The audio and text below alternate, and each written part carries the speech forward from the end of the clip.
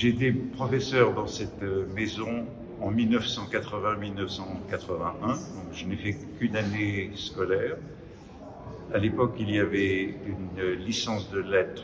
On devait donc choisir les cours que l'on faisait dans les programmes de l'Université de Lille.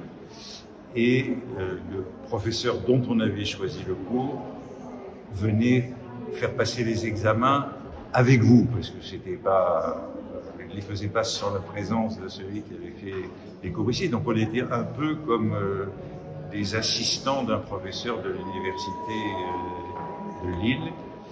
Et pendant cette année, bon, c'est la première fois que j'ai fait un cours sur Proust, qui était un cours sur Proust et les arts, parce qu'il y avait un professeur de Lille qui faisait ce cours, donc j'avais choisi ça. Le directeur de l'Institut était Jean-Yves Tadier quand je suis arrivé, et on a tout de suite sympathisé.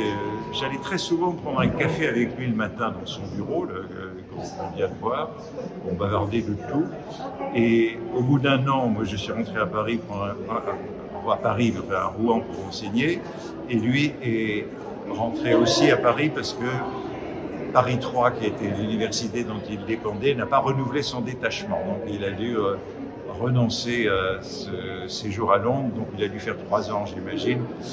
Et c'est à ce moment-là que Gallimard a cherché quelqu'un pour diriger une nouvelle édition de la Pléiade de la recherche du temps perdu, parce que Proust allait entrer dans le domaine public en 1987.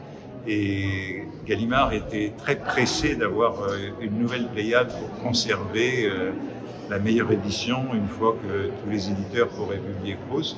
Et ils nous ont lancé très tard, parce qu'ils nous ont lancé en 82 pour avoir une Pléiade prête en 87.